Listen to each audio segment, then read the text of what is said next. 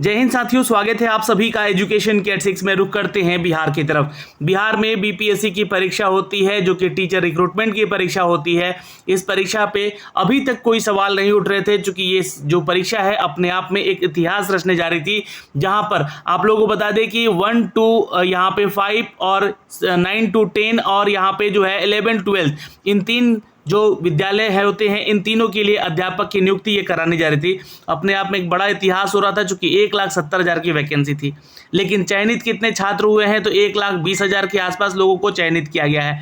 तो यहाँ पे पहला सवाल उठता है कि आखिर बाकी बची हुई सीटें हैं उस पर क्यों नहीं सिलेक्शन लिया जा रहा है। तो इसके ऊपर भी सवाल के जवाब आए हैं। अतुल प्रसाद सर ने बोला है कि जितने छात्र हमें मिल पाए हैं उन्हीं लोगों का हम सिलेक्शन कर पाए हैं। हम लोगों ने अपनी अहर्ताएं नीचे करके, यानी कि जो क्वालिफिकेशन का डिटेल है उसको नीचे नहीं ले गए हैं और उसी के आधार पर, जो कि मिनिमम क्वालिफिकेशन है, उसके आधार पर हम लोगों ने चयन लिया है। तो जब मिनिमम क्वालिफिकेशन की बात आती है तो छात्रों के सवाल उठते हैं कि सर हमारा जो है 50 नंबर से ऊपर है, 56 नंबर है, 58 नंबर है, तो हमारा सिलेक्शन क्यों नहीं और सीटें खाली क्यों। तो अपने आप में भी एक सवाल है, तो जरूर बनता है ये सवाल। और यहाँ पर सवाल जब बनता है तो यहाँ पे अब ट्वीट आने शुरू होते हैं। क्योंकि अभी देखिए यहाँ पे मांग उठ रही थी कि सर अगर आप लोगों ने फर्जीवाड़ा नहीं किया है तो कट ऑफ मार्क्स जारी कीजिए। क्योंकि हर एक छात्र जो है ना, कट ऑफ के ऊपर डिपेंडेंसी किसके, तो यूट्यूब पे जितने भी टीचर हैं वो अपना एक्सपेक्टेशन कट ऑफ बता रहे हैं, उसी के आधार पे उसको चयन किया गया है, नहीं किया गया है। पर यहाँ पे ऑफिशियल कट ऑफ कब तक आ जाएगा, तो उसको लेकर अतुल प्रसाद सर ने आज ही एक ट्वीट कर दिया कि बहुत ही जल्द,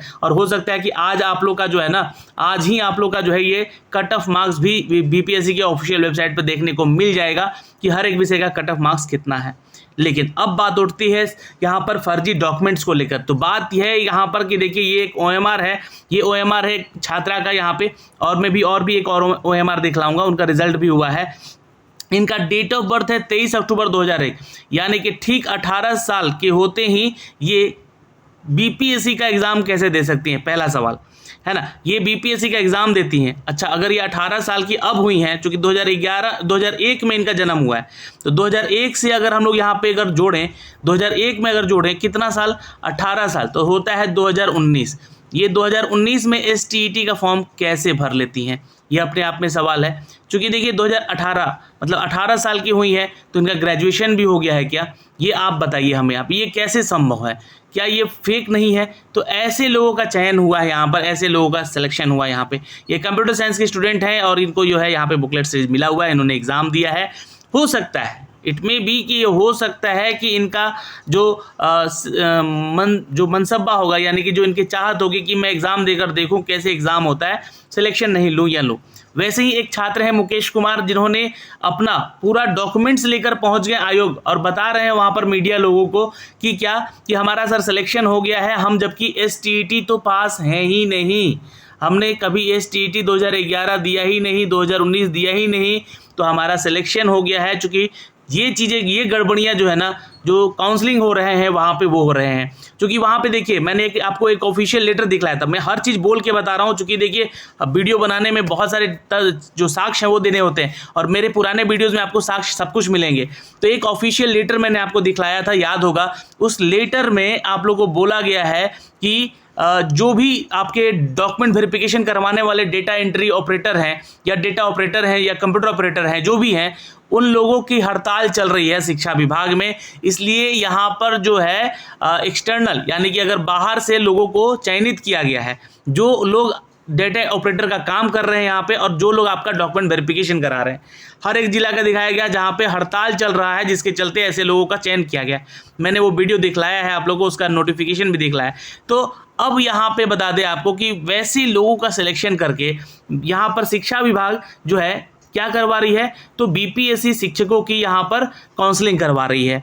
अब जब उनकी काउंसलिंग हो रही है तो ऐसे तथ्य निकलकर सामने आ रहे हैं कि इनका उम्र अगर देखिए 18 साल है, तो ये 18 साल में ग्रेजुएशन भी कर ली हैं, उसके साथ साथ इन्होंने बीएड भी कर लिया है, उसके साथ इन्होंने पीजी भी कर लिया होगा, या तो फिर अगर मान लीजिए बीटेक कर रही हैं, तो ये ऐसा तो है नहीं ना कि 18 साल में ये बीटेक भी कंप्लीट कर लेंगी। अगर इन्होंने बीटेक भी किया होगा तो, है ना, तो ये 18 साल में कैसे कंप्लीट कर सकती हैं कि ये 2019 में STET पास हो जाए। अगर ये STET 2019 दी होंगी तभी तो ये है यहाँ पे, मतलब कि एग्ज़ाम देने को बैठी होंगी। या तो ये हो सकता है कि इन्होंने अपना STET दिए बिना इस एग्ज़ाम का फॉर्म भर दिया है।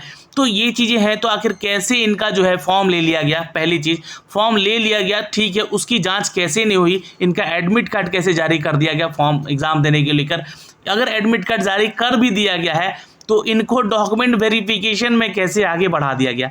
बहुत सारे सवाल, यही एक छोटा सा जो है OMR आपको सामने देकर प्रूफ देकर बताया जा रहा है।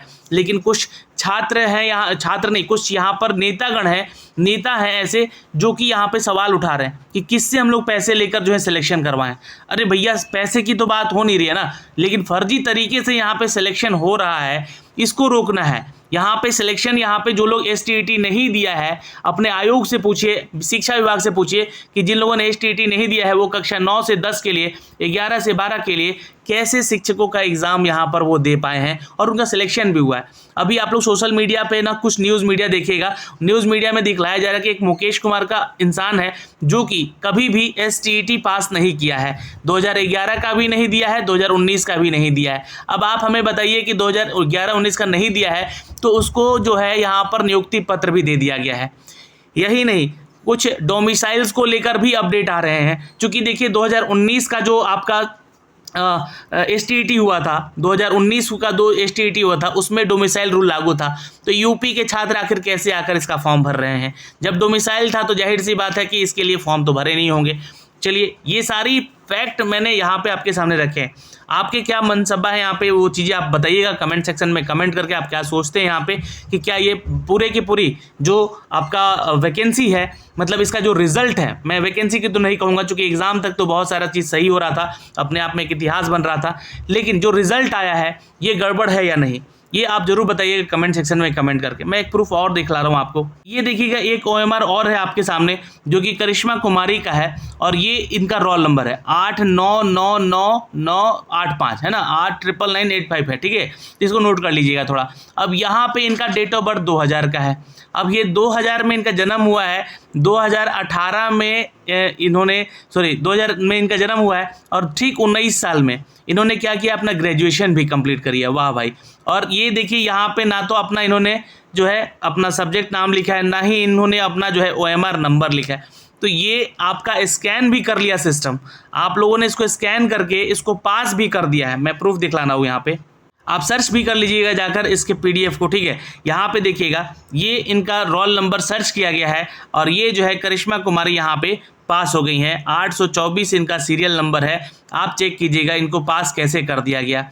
आखिर BPSC के जो सॉफ्टवेयर बनाने की बात की जा रही थी, क्या ये सॉफ्टवेयर की गलती नहीं है? कैसा सॉफ्टवेयर बनाया गया है कि ये हर किसी को पास कर दिया है और नंबर लाने वाले को फेल कर दिया है? ये कैसा सिस्टम है? ये मुझे तो समझ में नहीं आ रहा है। यही हाल देखिए, मैंने आवाज़ उठाया था BACB के STET परीक्षा को लेकर। मैंने एक वीडियो बनाया था, आप लोगों को याद होगा कि STET जो 2023 का एग्ज़ाम हुआ है उसमें जगह डोमिसाइल सिस्टम नहीं है, तो इस चीज़ को आयोग को सामने आके बोलना चाहिए कि इसमें डोमिसाइल सिस्टम नहीं है, ऑल इंडिया आकर यहाँ पे एग्ज़ाम दे रहा है। यहाँ पे झारखंड के छात्र हैं जो कि SC कैटेगरी में है, इनका 75 नंबर आना चाहिए 150 में, तो ये पास होते हैं क्योंकि ये अदर स्टेट से आते हैं। लेकिन इनका जो है 67 नंबर है या 68 नंबर है, तो ये पास हो जाते हैं क्योंकि ये अपनी कैटेगरी में, जो कि झारखंड से है ये, और अपनी कैटेगरी में इन्होंने फॉर्म भर दिया है। इसके ऊपर भी मैंने आवाज़ उठाई थी, लेकिन कोई भी आवाज़ इसको जो है, कोई भी आयोग जो है इसके ऊपर ध्यान नहीं देता है, ना ही इसकी बात होती है, ना ही कोई यहाँ पे अपडेट आता है। तो देखिए ये सारी चीज़ें हैं, हमने आपके सामने रखी हैं दोस्तों। तो आपको बताना होगा कि ये जो रिज़ल्ट हैं ये फेक है या नहीं है, क्या इनको बाहर करना चाहिए या नहीं करना चाहिए। एक मैंने आपको ये भी एग्जांपल दिखलाया था पिछले वीडियोज़ में, 9-10th के लिए ये छात्र कैसे आवेदन कर सकते हैं। अगर बिहार STET जो है यहाँ पे डोमिसाइल रूल लेकर आई थी 2019 में, तो ये 2019 का एग्ज़ाम कैसे दिए थे, ठीक है, क्योंकि ये इनका एड्रेस देख रहे हैं आप लोग, यहाँ पे उत्तर प्रदेश है, तो ये आखिर एग्ज़ाम कैसे दे दिए, क्योंकि यहाँ पे इन्होंने अपना जो सर्टिफिकेट बनवाया होगा। जी हाँ, इन्होंने अपना सर्टिफिकेट जो है हो सकता है कि किसी ब्लॉक में जाके किसी अधिकारी को पैसे वैसे देकर अपना सर्टिफिकेट बनवा लिए होंगे। एड्रेस डालने में इन्होंने मिस्टेक कर दिया जरा यहाँ पे, तो इसलिए इनका मामला भी यहाँ पे फंस गया है। इनका रोल नंबर आप लोग भी चेक कीजिएगा, ये छात्र पास है, इनकी नियुक्ति पत्र इनको मिल चुका है। तो ये चीज़ें हैं यहाँ पर। उसी पर आज यहाँ पे एक ट्वीट आता है अतुल सर का, और ये कहते हैं कि we are dealing with the such large number as in TRE। हम लोग जो है यहाँ पर टीआरई इस एग्ज़ाम को लेकर जो है जितने भी कार्य कर रहे हैं इसकी अभी जांच होने वाली है, चूँकि मल्टी लेयर फिल्टरिंग की जाएगी। तो एक बात बताइए, चलिए आप मल्टी लेयर फिल्टरिंग करेंगे, ठीक है, अच्छी बात है, कीजिए, आपको करना भी चाहिए, लेकिन उस छात्र का अगर सिलेक्शन हो गया, वो जाकर वहाँ स्कूल में कहीं पर अपना जो है नियुक्ति पत्र ले लिया, वहाँ पे कार्य करने लग गया, क्योंकि जिस दिन से वो कार्य शुरू करता है उसका सैलरी भी तो शुरू हो जाता है, फिर आप उसको कैसे निकालिएगा, किस नियमावली के तहत निकालिएगा? अगर वो फर्जी तरीके से वहाँ घुस भी जाता है तो कैसे कीजिएगा? मल्टी लेयर फिल्टरिंग करते समय अगर आपको जब करना ही था तो ये इतनी जल्दबाजी क्या थी रिजल्ट को देने को लेकर? आप पूरी तरह से यहाँ पे जांच कर लेते कौन लोग फेक है कौन सही है, उसके बाद आप लोग जो है एंट्री करवाते। तो आप लोगों ने जिम्मेवारी दे दी ऐसे डॉक्यूमेंट वेरिफिकेशन करने के लिए ऐसे लोगों को जो कि कॉन्ट्रैक्ट पर लेकर आए गए हैं, बाहर से खरीदे गए हैं, डेटा ऑपरेटर, कंप्यूटर ऑपरेटर, तो उनको क्या ज्ञान है कि कैसे डॉक्यूमेंट वेरिफिकेशन कराए जाते हैं? वैसे लोगों को पैसे भी दे रहे हैं आप लोग, ऐसा नहीं कि वो तो फ्री में तो काम कर नहीं रहे होंगे, और वो लोग फर्जीवाड़ा करवा रहे हैं यहाँ पे, उनको कुछ समझ में आ नहीं रहा। आप लोगों ने वाटरमार्क का जो है एक वो बना दिया कि और सभी लोग जहाँ पे नियुक्ति पत्र बट रहा है जा रहे हैं लोग, तो वाटरमार्क वाला तुरंत डाउनलोड भी हो जा रहा है। तो इससे क्या हो रहा है कि छात्र को यहाँ पे सहूलियत मिल गई कि वाटरमार्क, और ये वाटरमार्क जिसका आया है वो सोच रहा है कि यही हमारा जो है प्रमाणित कर दिया गया है कि वाटरमार्क वाला सिस्टम सही है, ठीक है, मतलब वाटरमार्क जो हो गया वो हम लोग सही हैं। तो नहीं, देखिए अभी मैं आपको बता दूं कि दिलीप कुमार जो नेता हैं वो गए हुए थे बीपीएससी चेयरपर्सन से मिलने, वहाँ पे इन्होंने मांग कर रही थी कि कट ऑफ जारी कीजिए, तो देखिए कट ऑफ भी आपका जारी हो जाएगा। और दूसरी चीज़ यहाँ पे जो है आप लोगों का जो रिजल्ट है उसका जांच होगा। Multi layer filtering is needed to weed out undeserving ones, यहाँ पे आप लोग की जांच होगी, उनके डॉक्यूमेंट जांच होगी। तो अभी इन सभी चीज़ों को लेकर यहाँ पर अतुल प्रसाद सर ने ये भी कहा है इनको कि जितने भी लोग फर्जी तरीके से डॉक्यूमेंट्स लेकर अंदर जा रहे हैं, मतलब इनका सिलेक्शन हो रहा है, उनको बाहर किया जाएगा, और हम लोग जो है वेटिंग लिस्ट भी निकालेंगे। और वेटिंग लिस्ट 1 हो सकता है, 2 हो सकता है, 3 भी हो सकता है, 4 भी हो सकता है, जब तक कि इन सेलेक्टेड लोगों में से सही लोग ना चयनित होकर आ जाए। तो मैं आपको पहले बता दूं कि जो लोग अगर ऐसा करके फर्जीवाड़ा करके अंदर जा रहे हैं, और अगर ऐसा कर रहे हैं तो अपने आप सतर्क हो जाइए, नहीं तो आप लोगों के साथ बुरा होने वाला है आगे चलकर, ठीक है। ये फिलहाल ये सारी चीज़ें चेतावनी है आप लोगों के लिए, और एक आश्वासन है उन छात्रों के लिए जो छात्र यहाँ पे इसका परीक्षा जेन्युइनली दे रहे हैं और उनका सिलेक्शन हो रहा है। तीसरी चीज़ मैं आपको बता दूं कि देखिए यही चीज़ आपको अगली बहाली में भी होगी।